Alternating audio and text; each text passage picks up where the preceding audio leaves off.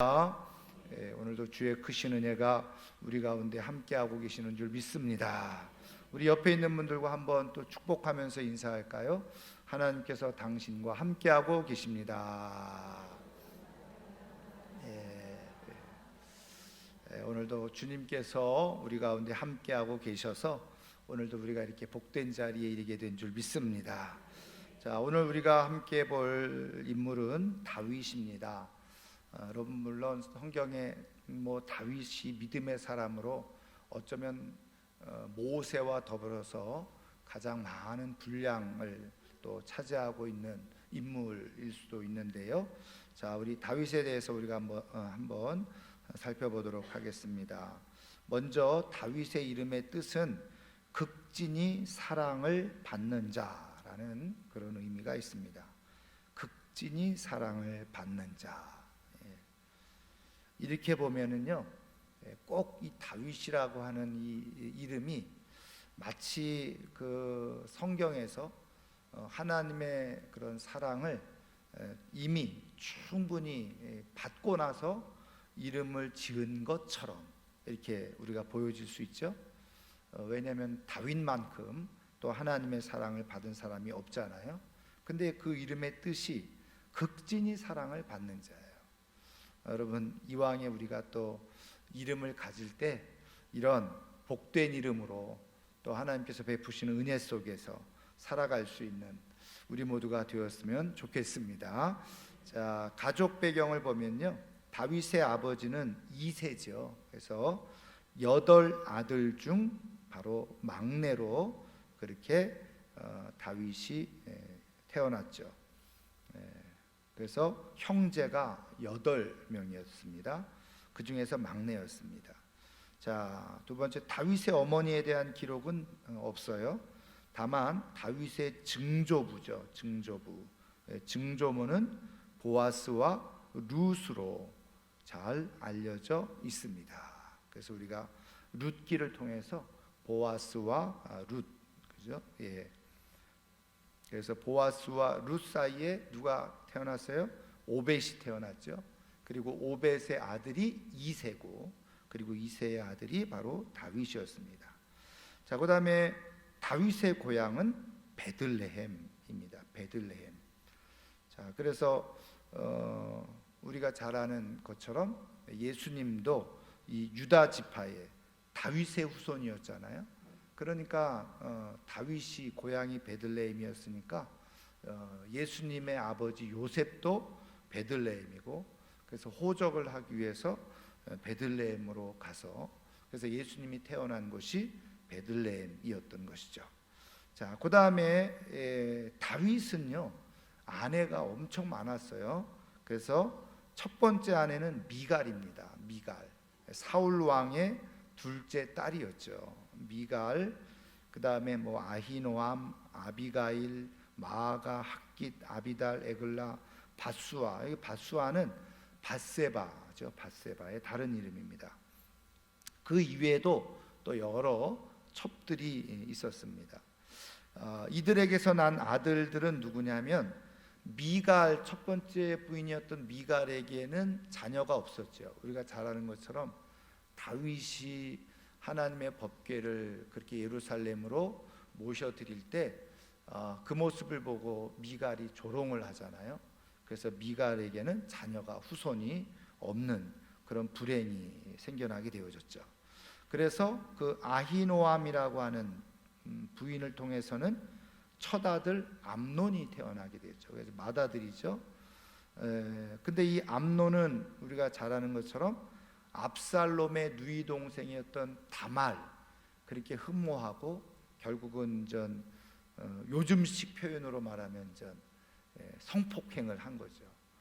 그래서 압살롬에 의해서 이 암논은 그만 암살을 당하고 말죠. 자, 그 다음에 이 아비가일이라고 하는 아내를 통해서는, 부인을 통해서는 다니엘이라고 하는 아들을 낳았는데, 여러분, 이 역대상 3장에서는 다니엘이라고 기록되어져 있고요, 사무엘하 3장에서는 길르압이라고 하는 이름으로 그렇게 기록이 되어져 있습니다. 자, 그 다음에 마아가의 아들 압살롬, 압살롬이 이제 등장하죠. 압살롬은 잘하는 것처럼 반역을 일으켰다가 결국은 죽임을 당하게 되어지는 그런 일이 일어나게 되어지죠. 그 다음에 학기세 아들은 아도니아였습니다. 그래서 이제 우리가 잘 아는 것처럼 열왕기상을 넘어가다 보면 이제 다윗이 이제 거동을 하지 못하는 그런 상황 가운데서 이제 아도니아가 순서대로 보면 여기 암논은 암살당했고, 물론 이 다니엘에 대한 기록은 그렇게 없어요. 그리고 출중했던 압살롬도 반역을 일으켰다 죽었고, 이 아도니아가 자연적으로 자기가 이제 왕이 될 것이다 이렇게 생각을 하고 사람들을 불러 모아서 왕의 즉위식을 하려고 하다가 결국은 이 솔로몬이 왕이 되어지는 바람에 큰 낭패를 당하는 그런 모습을 아도니아가 당하는 것을 보게 되어지죠. 그 다음에 아비달의 아들은 바로 스바디아고, 그리고 에글라를 통해서 낳은 아들은 이드르암이고, 그 다음에 바세바라고 했죠. 또 이 바세바를 통해서도 여러 아들을 낳았는데 그 중에 대표적으로 이제 그 다윗의 위를 이은 솔로몬 이렇게 등장하게 되어집니다. 그래서 역대상 3장 1절부터 9절까지를 읽어보면 이 다윗의 아내들과 그리고 아들들에 대한 기록이 잘 기록되어져 있는 것을 우리가 볼 수가 있습니다. 자, 그럼 구약 성경은 다윗에 대해서 어떻게 말씀하고 있습니까? 사무엘 1번입니다. 사무엘상 16장 11절부터 12절 같이 읽습니다. 또 사무엘이 이새에게 이르되 내 아들들이 다 여기 있느냐? 이새가 이르되 아직 막내가 남았는데 그는 양을 지키나이다. 사무엘이 이새에게 이르되 사람을 보내어 그를 데려오라. 그가 여기 오기까지는 우리가 식사 자리에 앉지 아니하겠노라. 이에 사람을 보내어 그를 데려오매 그의 빛이 붉고 눈이 빼어나고 얼굴이 아름답더라. 여호와께서 이르시되 이가 그니 일어나 기름을 부으라 하시는지라. 아멘. 여러분, 이 내용은 우리가 잘 아는 것처럼 하나님께서 사울을 왕으로 세운 것에 대한 후회를 하시고 사울이 계속해서 하나님의 뜻과는 어긋난 그런 행보를 보이니까 하나님께서 사무엘에게 이새의 집으로 가라. 베들레헴 이새의 집으로 가라. 거기에 내가 사울을 패하고 새로 왕으로 세울 자를 두었다. 그래서 사무엘이 인전 이새의 집으로 가게 된 거죠. 그래서 이새의 집으로 가서 아들들을 불러 모았는데 8명의 아들 중에 7명의 아들이 이 사무엘 앞에 선 거예요. 근데 제일 맏아들이었던 엘리압을 보니까 성경의 기록대로 보면 뭐라고 되어졌냐? 16장 7절 보세요. 16장 6절에 보면 16장 6절에 엘리압을 보고 마음에 이르기를 여호와의 기름 부으실 자가 과연 주님 앞에 있도다. 그러니까는 엘리압을 보고서 이 사무엘이 이 정도의 모습이라고 하면 하나님이 기름 부을만 하구나 그렇게 생각을 했다는 거예요. 그런데 7절에 보니까 뭐라고 그래요? 여호와께서 사무엘에게 이르시되 그의 용모와 키를 보지 말라. 내가 이미 그를 버렸노라. 내가 보는 것은 사람과 같지 아니하니 사람은 외모를 보거니와 나 여호와는 중심을 보느니라. 그 유명한 말씀, 사람은 외모를 보거니와 나 여호와는 중심을 보느니라. 용모와 키를 보지 마라. 그렇게 이제 말씀하죠. 자, 그리고 둘째 아들 아미나답도 똑같고 셋째 아들 삼마 이렇게 해가지고 7 아들을 다 보았는데 하나님이 계속 아니다 이렇게 말씀하신 거예요. 그러니까 사무엘이 깜짝 놀랐어요. 그래서 이새에게 물은 거죠. 아들들이 이게 전부냐? 그랬더니 이새가 말하기를 막내 아들이 있는데 지금 들에서 뭐 하고 있어요? 양을 지키고 있습니다.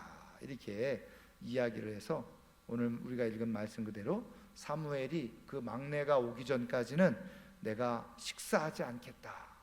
그리고서 다윗이 오니까 오늘 말씀 표현한 대로 빛이 붉고 눈이 빼어나고 얼굴이 아름다웠다. 그래서 하나님께서 택하셔서 그에게 기름을 붓게 되어졌다.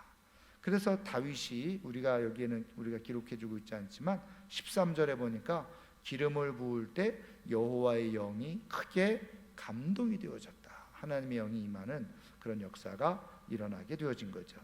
그래서 1번 다윗은 양을 치는 목동이었지만 용모가 아름다웠다. 그래서 하나님께서 이 다윗을 택하시는 또 그런 과정을 우리가 보게 되었습니다. 다윗은 이것을 자기의 인생의 큰 축복으로 여기지요. 그래서 시편 우리 다윗의 어떤 고백을 보면 자기를 양의 틈바구니 속에서 하나님께서 자기를 끄집어 내셔서 이스라엘의 왕으로 삼으셨다라고 하는 그런 고백을 하고 있는 내용이 또 시편에 우리가 기록되어져 있는 것을 보게 되었습니다. 자, 그 다음에 두 번째 사무엘상 16장 18절입니다. 같이 읽습니다. 소년 중 한 사람이 대답하여 이르되 내가 베들레헴 사람 이세 아들을 본즉 수금을 탈 줄 알고 용기와 무용과 구변이 있는 준수한 자라. 여호와께서 그와 함께 계시더이다 하더라. 아멘. 여러분, 이 내용은 뭐냐면 그 사울 왕이 악신의 악령에 의해서 계속 그렇게 번뇌하는 그런 일이 이제 벌어지게 되자 이제 음악을 잘 타는 사람을 통해서 이것을 한번 치유받기를 그렇게 원하죠. 그래서 수소문했더니 누구요? 바로 이 이세 아들 다윗에게 이러한 능력이 있다는 것을 이제 알게 되어진 거죠. 자, 그래서 여기 다윗은 악기를 잘 다룰 줄 알고 용기와 구변이 뭐죠? 말을 아주 잘하는 구변이 있었습니다. 용기가 있었고 무용, 여기서 이제 무용이라는 것은 뭐 춤추는 그런 것이라기보다 무예 같은 거겠죠. 그런 것들이 바로 있었다. 그러니까 뛰어난 그런 재주와 재능이 있었던 거죠. 오늘날로 말하면 예체능에 뛰어난 그런 그죠? 그러한 모습을 가지고 다윗이 있었다는 것을 알 수가 있죠. 그런데 더 중요한 말은 뭐예요? 16장 18절에 여호와께서 그와 함께 계셨다. 사람들이 다윗이 하나님과 함께 있다는 것을 사람들이 알 정도로 그렇게 또 경건한 모습을 또 가지고 있었다는 것이죠. 자, 3번 보겠습니다. 자, 사무엘상 17장 37절 같이 읽습니다. 또 다윗이 이르되 여호와께서 나를 사자의 발톱과 곰의 발톱에서 건져내셨은즉 나를 이 블레셋 사람의 손에서도 건져내시리이다. 사울이 다윗에게 이르되 가라, 여호와께서 너와 함께 계시기를 원하노라. 아멘. 여러분, 이 내용은 오늘 우리가 읽은 본문 말씀 중에 하나인데요. 여러분, 이 사무엘상 17장의 내용은 이제 이 이스라엘과 블레셋이 이제 전쟁을 치르게 되어졌는데 이때 블레셋에 누가 등장하죠? 골리앗 장수가 나오죠. 그리고서 위협과 협박을 하면서 이스라엘 군대를 향해서 온갖 악담을 퍼붓죠. 그런데 워낙 그 골리앗이 장대한 사람이에요. 그래서 이제 이 골리앗에 대해서 묘사를 해주고 있는 내용을 보면요, 여러분 그 17장 4절을 보세요. 17장 4절을 보면 그의 키는 6규빗 한 뼘이었다. 6규빗. 여러분 6규빗 한 뼘 어느 정도 키가 되겠어요?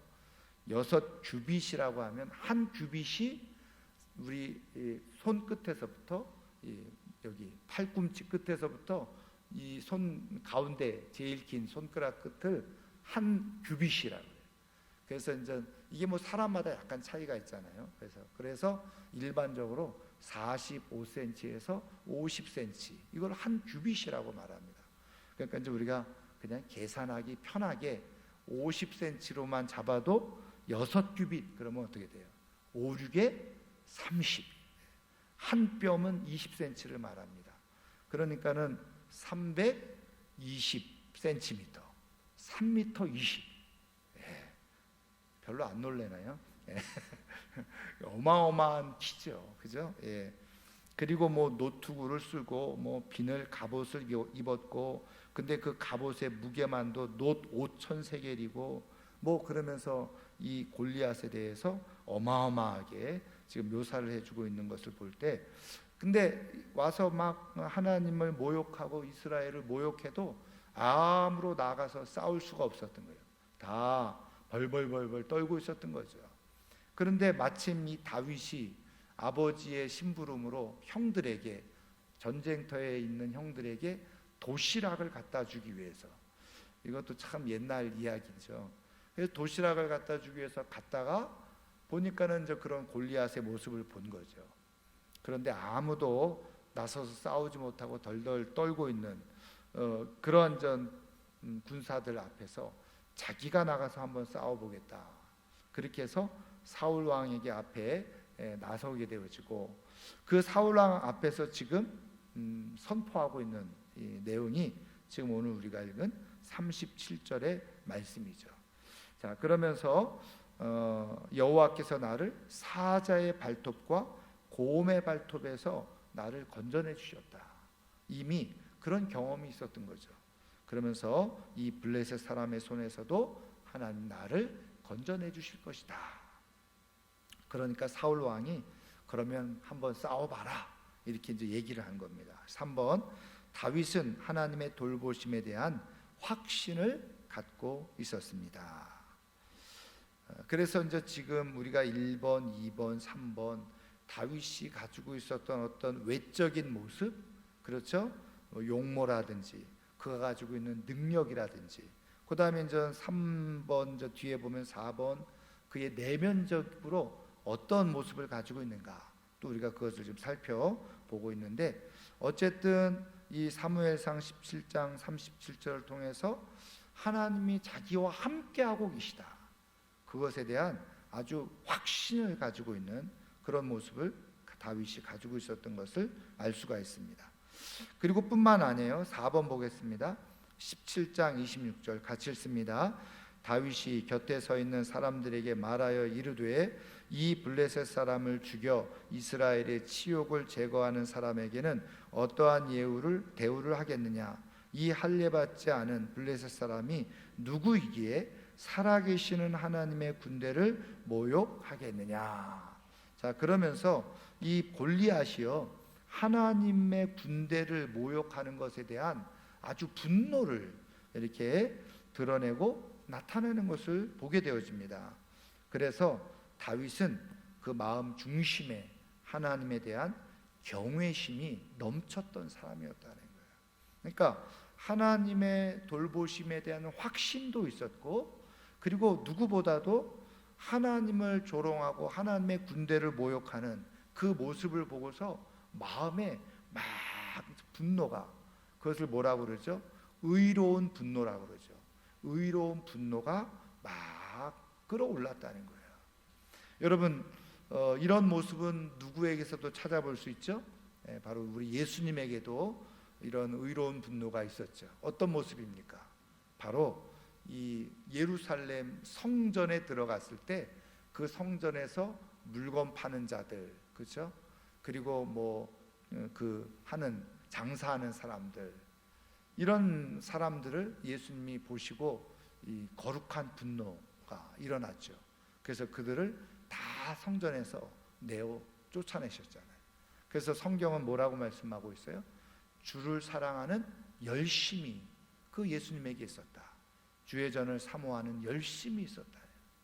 그러니까 이런 모습을 보면 똑같아요. 보세요.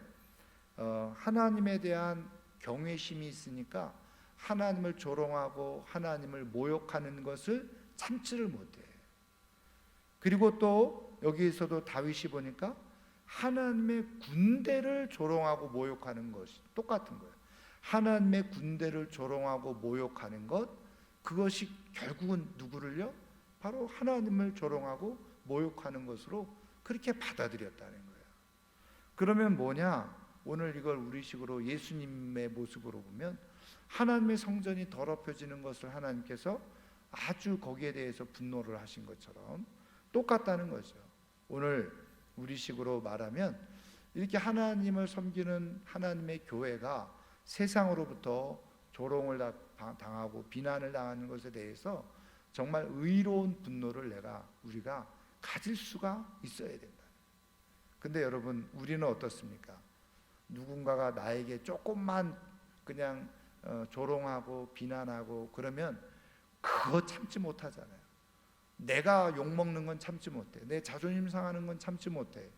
그런데 하나님을 욕해도, 예수님 욕하고 주의 몸된 교회를 욕할 때는 가만히 있어요. 뭔가 좀 잘못된 것 아닐까요? 오히려 뭐 나 자신에 대해서 뭐 비난하고 조롱하는 거는, 그래, 나는 본래 그런 연약한 사람이지, 부족한 사람이야, 그렇게 나는 뭐 비난당해도 마땅해, 이렇게 생각하고, 오히려 하나님의 교회를 모욕하고 욕할 때는 거기에 대해서 분노할 줄 알아야 되는데, 오늘날 우리는 그렇지 못하죠. 왜 그러냐? 그것을 우리가 성경적으로 쫙 풀어보면 사실은 하나님에 대한 사랑이 우리 안에 깊이 들어있지 못한 거예요. 그리고서 더 나쁜 사람은 뭐라 그러는지 아세요? 똑같이 교회를 욕해. 자기가 교회면서. 근데 하나님이 그거 제일 싫어하시죠? 아시잖아요. 사도 바울이 다메섹으로 가는 길에 부활하신 예수님을 만났는데, 그 예수님이 바로 바울에게 뭐라고 하세요? 왜 내가 나를 핍박하느냐? 여러분, 바울은 한 번도 예수님 곁에 있어 본 적도 없고, 예수님 십자가 아래 죽는 예수님 곁에 있어 본 적도 없어요. 근데 왜 예수님은 왜 바울에게 내가 나를 핍박하느냐 이렇게 말씀하셨어요? 바울이 한 건 뭐예요? 예수 그리스도를 믿는 교회, 예수 그리스도를 믿는 사람들을 핍박했거든요. 근데 그 예수 그리스도를 믿는 사람들이 뭐였다고요? 주님의 몸인 교회였다는 거예요. 그러니까 교회를 이 바울은 핍박하고 욕하고 비난하고 조롱했잖아요. 그런데 그것을 예수님은 예수님의 몸인 교회에 대해서 하는 것에 대해서, 그러니까 예수님이 내가 나를 왜 핍박하느냐, 예수님의 몸을 조롱하고 비난하고 핍박하는 것은 곧 예수님을 핍박하는 거예요. 그러니까 한번 우리가 조금만 깊이 생각하면, 그래서 이게 우리가 신앙생활을 아주 건강하게 하는 비밀 중에 하나가 뭐냐, 교회에 대한 정확한 이해가 되어져 있으면요, 바른 신앙생활을 할 수가 있어요. 근데 자기가 교회를 욕을 해. 그 얘기는 뭐예요? 자기가 자기를 욕하는 것하고 똑같은데, 자기가 자기를 욕하는 건 괜찮아. 근데 뭐예요? 그게 누구를 결국은 욕하는 것하고 똑같다는 거예요? 예수님을 욕하는 것과 똑같다는 거예요. 그런데 사람들은 미련하고 어리석고 무지해서 그것을 예수님을 조롱하고 욕하는지 모르고 자기가 잘난 척, 자기가 의로운 척, 그리고서 교회를 욕해, 교회를 비난해. 여러분, 이게요 잘 몰라서 그렇죠, 저주에 가까운 모습인 거예요. 그건 저주예요. 자기도 모르게 자기가 교회를 비난하고 욕하는 것은 이미 예수님의 말씀하신 대로 자기도 모르는 사이에 교회를 핍박하고 있는 모습이거든요. 그러면 주님이 그 모습을 기뻐하실까요? 절대로 기뻐하지 않으시죠. 그러면 성경 말씀대로 행한 대로 다 갚으시잖아요. 여러분, 하나님의 교회에 대해서, 주의 몸된 교회를 자꾸 비난하고 그 야유하고, 그리고서 그것을 나쁘게 자꾸 말하잖아요. 하나님은 말한 대로 갚으시는데 어떻게 갚으시느냐? 그 사람의 인생과 그 사람의 자녀들에게 말한 대로 그대로 갚으세요. 그래서 나타나는 가장 큰 현상이 뭐냐? 자녀들이 교회를 안 다녀. 아니, 부모가 그렇게 교회를 욕하는데 어떻게 교회를 다니겠어요? 그리고서 속으로, 겉으로는 말은 안 해도 속으로는 이렇게 생각하죠. 자녀들이. 아니, 교회를 저렇게 싫어하고 욕하면서 교회를 왜 나가? 이게 이해가 안 되는 거예요. 그래서 가장 큰 저주는 뭐냐? 자녀들이 신앙생활을 안 하는 거죠. 그게 가장 큰 저주 아니에요? 그대로 되어지는 거죠. 그러니까 여러분, 우리가 주의 몸된 교회에 대해서 당연히 여러분, 교회는요 죄인된 사람들이 모인 곳이기 때문에 완전하지 않아요. 완전하기 때문에 교회에 대해서 말하지 말라는 게 아닙니다. 교회는 이미 불완전한 곳이에요. 왜? 불완전한 사람들이 모여 있는데. 근데 우리 주님은 놀랍게도 그런 불완전한 사람들이 모인 그 교회를 주님의 몸이라고 말씀하고 있다는 거예요. 여러분, 우리가 완전해서 의인이라고 말합니까? 우리가 완전해서 죄가 없어서 너를 의롭다 주님이 인정해 주시는 거예요? 아니잖아요. 우리가 완전해서 의인이 아니듯이 교회가 말 그대로 사람들이 생각하는 대로 완전하기 때문에 교회에 대해서 말을 하지 말라, 비난하거나 욕하지 말라, 그런 의미가 절대로 아니에요. 그러면 교회가 부족한 점이 보여지고 느껴지고 또 생각되어질 수 있잖아요. 여러분, 제가 성경을 보면서 하나님 주시는 지혜는 뭐냐면, 내 눈에 부족한 것이 보일 때는 뭐 하라는 거예요? 두 가지죠. 그 부족한 것을 위해서 기도하라는 거예요. 하나님의 사인이에요. 근데 희한하죠. 여러분, 10사람이 있는데 어떤 9사람은 그런 거를 몰라요. 안 보여. 근데 어떤 사람은 그게 보여요. 그러면 하나님께서 그 보는 사람에게 두 가지를 요구하시는 거예요. 저는 그렇게 믿고 있어요. 하나는 뭐냐면, 그런 부분을 위해서 첫 번째, 기도해라. 부족한 부분이 보이거든 기도해라. 두 번째, 부족한 부분이 보이거든 그것을 내가 채워라. 이거예요. 하나님이 깨닫게 해주시는 거 그거예요. 예를 들면, 우리 교회가 사랑이 부족한 것 같아. 그럼 뭐 해야 돼요? 첫 번째, 하나님, 우리 교회가 하나님의 사랑으로 채워지도록 기도해야 되고, 두 번째, 내가 사랑을 베푸는 사람이 돼야 되는 거예요. 근데 어떻게 해요?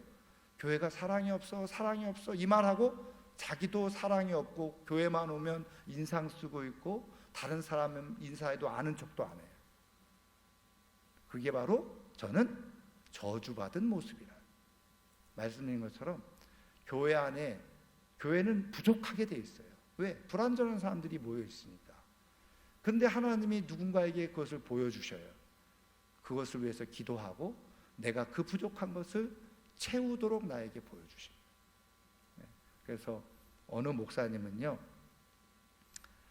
뭐 이렇게 얘기하다가 성도님들이 목사님 뭐 이게 필요한 것 같아요, 이렇게 얘기를 한대요. 그럼 그 목사님이 그래요, 저는 미처 못 봤는데 성도님에게 하나님이 그렇게 보여주시는 것은 성도님이 하라고 하시는 것 같네요. 그렇게 얘기를 했대요. 그랬더니 그 다음부터 교회가 조용하더라고요. 여러분, 하나님이요 사명을 주시는 사람에게 보여주시고 사명을 주시는 사람에게 깨닫게 해주시는 거예요. 부족한 것이 보이거든 내가 그 사명을 감당하라고 하시는구나. 여러분, 기도가, 교회가 부족한 것 같아. 그리고서 우리 교회는 기도가 부족해, 사람들이 왜 기도를 안 해, 그렇게 말할 필요 하나도 없어요. 내가 주야장창 기도하면 되는 거예요. 그렇죠. 사랑이 부족해, 필요 없어요. 내가 열심히 사랑하면 돼. 근데 아세요?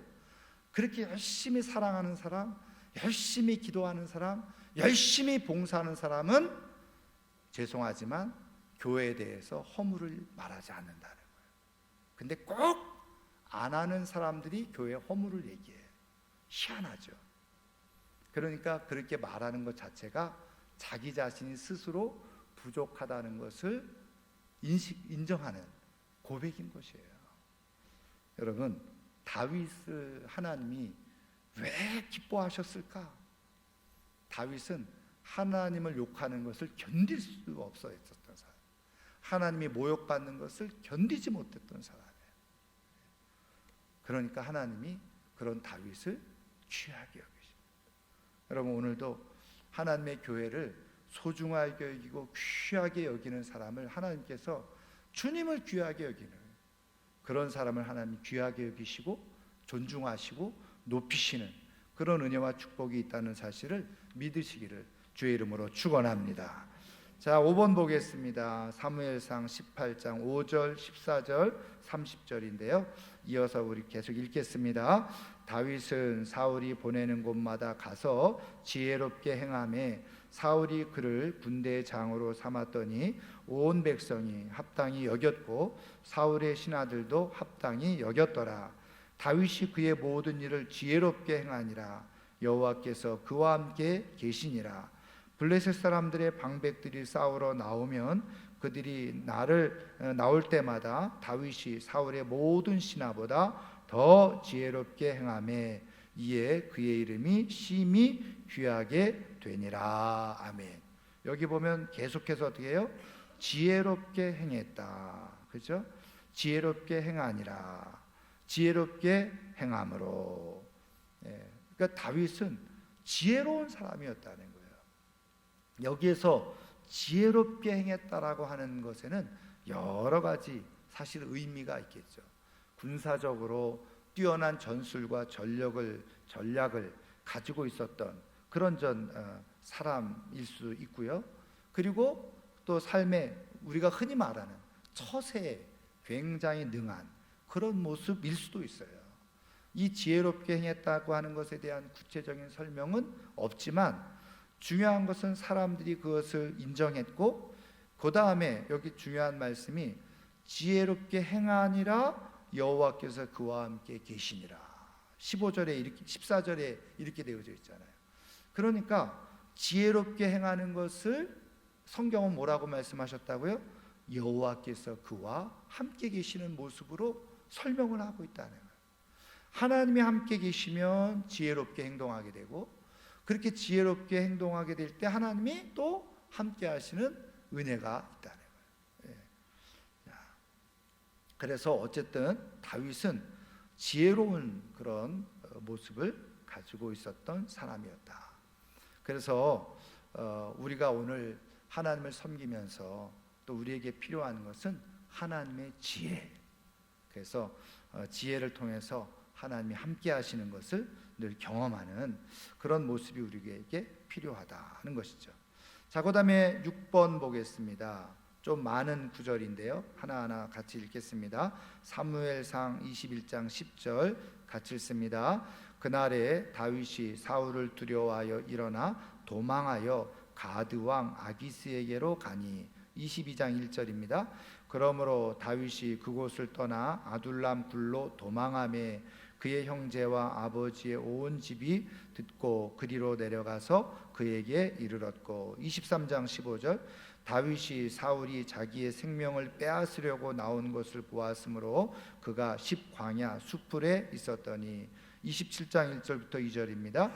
다윗이 그 마음에 생각하기를 내가 후일에는 사울의 손에 붙잡히리니 블레셋 사람들의 땅으로 피하여 들어가는 것이 좋으리로다. 사울이 이스라엘 온 영토 내에서 다시 나를 찾다가 단념하리니 내가 그의 손에서 벗어나리라 하고 다윗이 일어나 함께 있는 사람 600명과 더불어 가드 왕 마옥의 아들 아기스에게로 건너가니라. 아멘. 우리가 너무나도 잘 아는 것처럼 사울 왕이 시기와 질투로 다윗을 죽이기로 결정을 하고 마음을 먹고 죽이려고 하죠.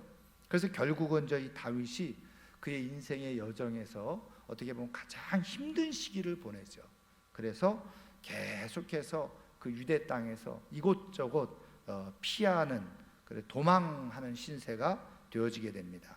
그래서 사실 처음에는 이 가드 왕 아기스에게로 가요. 이 가드 왕 아기스는 블레셋 왕이잖아요. 근데 거기로 갔다가 그 블레셋 군사들이 이 다윗을 알아본 거예요. 왜? 자기네들하고 늘 전쟁했었던 상대 적국의 장수였으니까. 그러니까는 못 믿을 때 이 불안을 느낀 거죠. 그래서 다윗이 어떻게 해요? 여기서 우리가 너무나도 잘 아는 것처럼 미친 흉내를 내죠. 그래서 거기서 또 피신에 나오게 되어지고 아둘람 굴로 도망하기도 하고 또 십광야, 엔게디 광야 이렇게 계속해서 도망을 다니는, 피신하는 그러한 전 어려운 시기를 겪게 되어지고요. 결국은 사무엘상 27장에는 이제는 도망다니다 유대 땅에서는 안 되겠다. 그래서 블레셋으로, 오늘식으로 보면 망명을 결국은 선택을 하게 되어지는 그런 내용이 있습니다. 그러니까 다윗의 인생 속에서 어떻게 보면 가장 어두운 그런 시기를 보내는 그런 내용이죠. 그래서 요 시기를 대강 얼마로 잡느냐, 약 13년 정도 이렇게 봅니다. 그래서 다윗이 17살 때 골리앗을 죽이고 이렇게 아주 승승장구하다가 이제 사울 왕의 미움을 받고 이렇게 10여 년 이렇게 피신하게 되죠. 그리고 다윗의 나이 30세에 우리가 잘 아는 대로 유다 왕으로 그렇게 이제 등극을 하게 되어집니다. 그러니까 뭐 길게는 13년, 뭐 짧게 보면 10여 년, 어쨌든 10년 이상의 그 어둠의 시간, 시련의 시간을 겪는다는 것입니다. 그래서 6번, 다윗은 사울을 피해 도망 다니는 시련의 시간이 있었습니다. 여러분, 그래서 성경을 보면요, 모세도 그랬죠. 뭐 위대한 사람들에게 인생 속에서 하나님이 높이 쓰실 때에 대부분 다 어떠냐? 이런 시련의 시간을 다 겪더라는 거예요. 이거를 우리가 성경을 통해서 잘 이해를 해야 되는데, 하나님은 그 시련 속에서 어떻게 해요? 믿음을 더 견고하게 하고 연단하고, 그래서 우리의 성경 표현대로 정금같이 쓰시고자 할 때 이렇게 시련과 연단의 시간을 갖는다. 여러분, 제가 또 몇 번 말씀드렸지만 다윗의 입장에서는 이런 상황이 이해가 됐을까요? 절대로 이해 못했을 거예요. 왜? 자기가 17살에 사무엘을 통해서 그보다 훨씬 어린 나이 있을 줄 모르겠지만 기름 부음을 받았잖아요. 그래서 왕이 될 것이라고 예언을 받았잖아요. 그러면 때가 되어지면 그냥 자동적으로 왕이 되는 것 아니에요. 아마 저는 다윗이요, 골리앗을 물리치고 사울이 자기를 군대장관으로 그 어린 나이에 삼았고 신하들이 그것을 옳게 여기고 박수치고 전쟁에 나가서 이길 때마다 돌아오면 그냥 백성들이 다윗은 만만히요 사울은 천천히요 그리고 환호할 때, 이야, 내가 이 길이 꽃길이고 드디어 나는 이제 왕이 될지도 모르는구나, 아마 그런 생각을 했을 거예요. 그리고 사울이 자기를 사위로 삼을 때까지만 해도 그런 모든 시나리오가 다 맞아 떨어지는 것처럼 생각했을지도 몰라요. 근데 웬일입니까? 어느 날 갑자기 상황이 완전히 180도 바뀌어져서 이제 거꾸로 사울의 미움을 받고, 사울이 자신을 왜 미워하는지 몰라. 그렇죠? 이것처럼 억울한 일이 어디 있어요? 다윗이 뭐 왕의 자리를 빼앗으려고 했습니까? 사울에 대해서 뭐 나쁜 말을 했습니까? 전혀 그런 것도 아니잖아요. 근데 외부적인 환경의 요인, 사람들이 다윗을 더 좋아하는 그런 모습, 그런데다가 사울 왕이 말 그대로 영적으로 악령에 시달리면서 마음이 어떻게 해요? 막 갈팡질팡하는 거예요. 그러니까 이 질투에 사로잡히니까 악령이 지배하죠. 그러니까 사실은 엄밀하게 말하면 다윗은 아무 잘못도 없는데 억울한 일을 지금 당하는 거예요. 그런데 그 세월이 10년, 짧게 10년이에요. 여러분, 이때 다윗이 자기의 인생에 대해서 어떤 생각을 했을까요? 그 기름 부어 주신 거 맞아? 이런 생각하지 않았을까요? 사무엘이 내가 왕이 될 거라고 기름을 부었는데 그게 진짜 하나님의 뜻이었을까? 아마 이런 생각 수없이 하지 않았을까요? 여러분 아세요? 목사인 저도요, 하나님이 나를 목사로 부르셨어.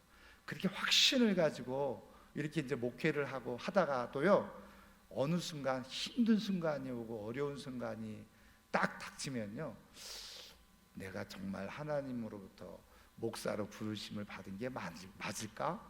이런 생각이 들 때가 있다니까요. 사람은 다 그런 존재예요. 여러분, 다윗이 뭐 1, 2년도 아니고 한두 달도 아니고 1, 2년도 아니고 10년 이상 이렇게 피곤하게 자기의 목숨의 위협을 받으면서 이렇게 쫓겨다니는 신세가 되어졌을 때 자기가 하나님으로부터 부름을 받았다는 것에 대한 의심이 없었을까요? 저는요, 시편을 보면 끊임없이 그것과 싸우는 거예요. 내가 정말 하나님의 부름을 받았나? 내가 정말 하나님이 왕으로 나를 세우신 게 맞나? 근데 중요한 거는 다윗이 이런 모든 시련의 과정 속에서 시편을 쭉 읽어보면요, 처음에는 막 하나님 앞에 때로는 불평도 하기도 하고 원망도 하기도 하고 자기의 신원, 이 억울함을 풀어달라고 하소연도 하기도 하고 그렇게 애를 써요. 근데 그 시편에, 다윗이 지은 시편의 고백을 보면 끝에는 다 하나님께 위탁하는 거예요. 그럼에도 불구하고 나는 하나님을 바라봅니다. 그럼에도 불구하고 나는 하나님을 찬양합니다.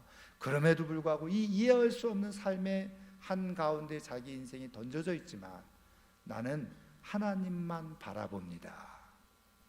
그런데 다 시간이 지나서 어느 때가 딱 되어지니까 어떻게 해요?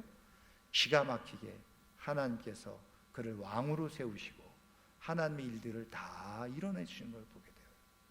여러분, 위대한 믿음의 사람들에게도 이해할 수 없는 시련의 시간들이 있었다. 근데 그 시간 속에서 어떤 사람은 하나님을 부정하고 떠나가는 사람이 있고, 하나님을 끝까지 의지했던 사람들은 하나님이 말씀하신 약속 그대로 하나님의 뜻 가운데 세워지는 축복이 있더라는 거예요. 여러분, 그래서 믿음은 언제 확인할 수 있느냐? 좋을 때는 다 좋죠. 그런데 진짜 믿음은 언제? 내 인생에 위기가 닥쳐올 때예요. 그리고 시련이 닥쳐올 때입니다. 풍파가 일어날 때죠. 풍랑을 만났을 때, 내 인생의 폭풍을 만났을 때 내 믿음이 진짜인지 가짜인지를 분별해 볼 수가 있어요. 물론 그 인생의 폭풍과 위기는 나를 힘들게 합니다. 고통스럽게 하고 또 외롭게도 하고 그리고 또 의심이 들 수도 있어요. 그런데 하나님께서 주시는 믿음을 가지고 있는 사람들은 내가 주만 바라봅니다. 나는 주만 바라봅니다. 다 이해할 수 없는 이런 상황 가운데 내가 던져졌어도 나는 하나님을 떠나지 않습니다. 그런데 하나님의 때가 되어지면 다 하나님이 세우시는 역사가 있더라는 거죠. 여러분, 이렇게 앞에서 우리가 볼 때 다윗이 얼마나 하나님에 대한 열심과 믿음과 그리고 열정이 있었습니까? 그럼에도 시련이 있었어요. 이거는 뭐 다윗이 잘못해서가 아니었잖아요. 근데 하나님은 이런 시련의 시간을 두신다는 거예요. 정금같이 쓰시기 위해서. 자, 우리가 이런 시련을 만날 때 하나님이 나를 정금같이 쓰시려고 하는구나.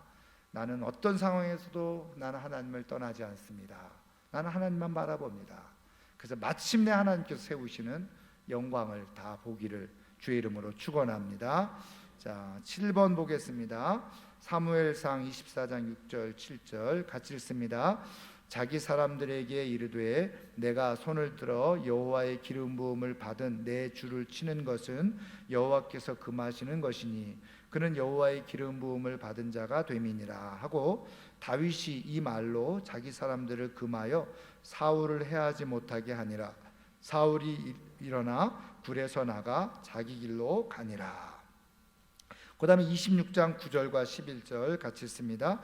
다윗이 아비새에게 이르되 죽이지 말라. 누구든지 손을 들어 여호와의 기름 부음 받은 자를 치면 죄가 없겠느냐 하고, 내가 손을 들어 여호와의 기름 부음 받은 자를 치는 것을 여호와께서 금하시나니 너는 그의 머리 곁에 있는 창과 물병만 가지고 가자 하고. 여러분, 이것은 다윗이 피해 도망갔을 때 사람들을 통해서 다윗이 어디에 있다는 것을 정보를 듣고 사울이 군대를 이끌고 오지요. 그리고 다윗이 있는 숨어 있는 곳까지 이 사울이 와요. 근데 사울이 거기서 용변을 한 번은 용변을 보고 한 번은 잠을 자요. 그런데 그래서 100% 다윗에게 사울을 죽일 기회가 찾아오는 거예요. 그러니까 신하들이나 주변에 있는 다윗의 장수들은 이때다, 하나님이 주신 찬스입니다, 사울을 죽여야 됩니다. 그랬을 때 우리가 24장 6절 7절에서 다윗은 그것을 거절하고, 그 다음에 26장에서도 이 아비새가 지금이 찬스입니다, 그리고 사울을 죽이라고 할 때 역시 동일하게 기름 부음 받은 자를 치는 것은 여호와께서 금하시는 것이다. 그리고 여러분 그 26장을 한번 펴보세요. 그 이유를 이렇게 말하고 있어요. 자, 26장 한번 보세요. 자, 26장 10절에 보세요. 26장 10절. 제가 9절과 11절 사이 10절을 일부러 뺐는데, 자, 다윗이 왜 죽이지 않았느냐? 물론 하나님이 원하지 않기도 했지만 이런 믿음이 있었어요. 26장 10절 같이 읽습니다. 다윗이 또 이르되 여호와께서 살아계심을 두고 맹세하노니 여호와께서 그를 치시리니 혹은 죽을 날이 이르거나 또는 전장에 나가서 망하리라. 그러니까 뭐냐면 이 모든 것에 대해서 누구에게 맡기는 거예요? 하나님이 그를 치실 것이다, 하나님이 그를 손보실 것이다, 이런 믿음이 있었던 거죠. 자, 그리고 24절 보세요. 24절. 자, 24절 보면 이렇게 되어져 있죠. 한번 같이 읽어볼까요? 오늘 왕의 생명을 내가 중히 여긴 것 같이 내 생명을 여호와께서 중히 여기셔서 모든 환난에서 나를 구하여 내시기를 바라나이다 하니라. 이게 누구 고백이에요? 다윗의 고백이에요. 사울 왕이 자기가 다윗에 의해서 죽을 뻔했던 것을 알고 다윗을 또 막 높여요. 내 아들아 그러면서 막 얘기를 하죠. 그런데 지금 다윗이 이렇게 고백을 하는 거예요. 보세요. 오늘 내가 사울 왕 생명을 내가 중히 여긴 것 같이 하나님께서 어떻게 해요? 내 생명을 귀히 여겨주시리라. 그래서 환난 가운데서 나를 구하여 내시기를 내가 바랍니다. 그러니까 어떻게 보면요, 다윗은 굉장히 이성적인 거예요. 이렇게 나쁘게 표현하면 엄청나게 계산적이죠. 나쁜 의미의 계산적이라는 게 아니라, 보세요, 내가 저 사람의 생명을 지켜주고 저 사람의 생명을 해하지 않으면 하나님이 나를 그런 위기의 순간에서 그 하나님께서 보상을 나에게 그대로 해주실 것이다. 이런 엄청난 믿음이 있었던 거예요. 억울한 일을 당했어요. 내가 저 사람을 해할 수 있는데 해하지 않아. 내가 저 사람을 해하지 않고 용서해 주고 그리고 저 사람을 거꾸로 살려줬어요. 근데 내가 위기의 순간에 내가 저 사람을 살려준 것처럼, 때로는 용서해 준 것처럼 하나님이 나를 살려주실 때가 있을 거라고 믿는 거예요. 그러니까 여러분, 제가 지난 주일날도 말씀드렸죠. 하나님을 깊이 아는 사람들은요, 보상해 주시는 하나님, 보응해 주시는 하나님의 섭리를 믿어요. 그래서 내가 얼마든지 갚을 수도 있고 그냥 어떻게 보면 해할 수도 있어요. 근데 내가 그런 상황에 되면 나도 해를 당할 수가 있다는 걸 알아요. 근데 내가 할 수 있으면 해하지 않는 거예요. 용서해 주는 거예요. 그런데 하나님이 그것을 다 기억하셨다가 내 인생의 정말 위기의 순간에 내가 거꾸로 생명의 보호를 받을 수 있다는 거예요. 그런데 여러분, 역사를 보면 이런 일들이 실제로 얼마나 많이 일어나고 있습니까? 다윗이 하나님을 깊이 아니까 하나님의 섭리의 방법을 아는 거예요. 그러니까 사울 하나님이 손보실 거고 내가 손을 보지 않아도 자연스럽게 하나님이 행하실 것이고, 내가 이렇게 저 사람을 향해서 해준 만큼 하나님이 나에게 갚아주실 것이라고 하는 확신을 가지고 있었대요. 여러분, 그래서 오늘 7번, 다윗은 자신을 죽이려는 사울을 2번이나 살려주죠. 용서해줘요. 그런데요, 보세요. 희한하게 다윗의 왕이 된 다음에 다윗이 왕이 되고, 그리고 또 그 이후에도 다윗이 위기를 맞이해요. 이제 그 뒤에 이제 27장 이하로 내려가면 이 시글락에 가서 그 장수들에게 위협을 당해요. 또 심지어는 자기 그 동료들에게 죽을 뻔 당합니다. 근데 아세요? 하나님께서 그때마다 살려주시는 거예요. 다윗을 보호해 주시는 거예요. 다윗이 고백했던 그대로 내가 그 사람을 살려준 만큼 하나님이 나를 환난 속에서, 위기 속에서 내 생명을 지켜주실 것이라고 하는 믿음 고백 그대로 하나님께서 다윗의 인생 속에서 지켜주시고 보호해 주시는 그런 역사들이 일어나더라고요. 여러분, 오늘 우리가 행한 이 믿음의 고백과 행위가 내 삶에 그대로 열매로 나타나게 됨을 믿으시기를 주님의 이름으로 축원합니다. 자, 그래서 하나님은 우리에게 자꾸 용서하라고 하는 거예요. 왜? 내가 오늘 저를 용서하면 하나님은 내가 정말 다른 사람에게 욕먹을 때 오히려 용서를 내가 받아. 하나님이 그렇게 역사하시는 거예요. 그래서 우리로 하여금 자꾸 용서를 하는 거예요. 용납하라는 거예요. 내가 다른 사람을 용납하면 내가 누군가에게 그렇게 용납받을 수 있는 기회들이 주어지는 거예요. 제가 정치 얘기 하려다가 지금 안 합니다. 자, 4번 보겠습니다. 저는 제가 예언을 했어요. 죄송하지만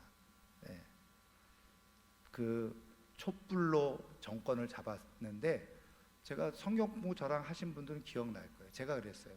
이 정부 내내 계속 데모하는 일이 끊이지 않을 거다. 왜? 그렇게 하나님은 그렇게 늘 하시거든요. 하나님의 방법이에요.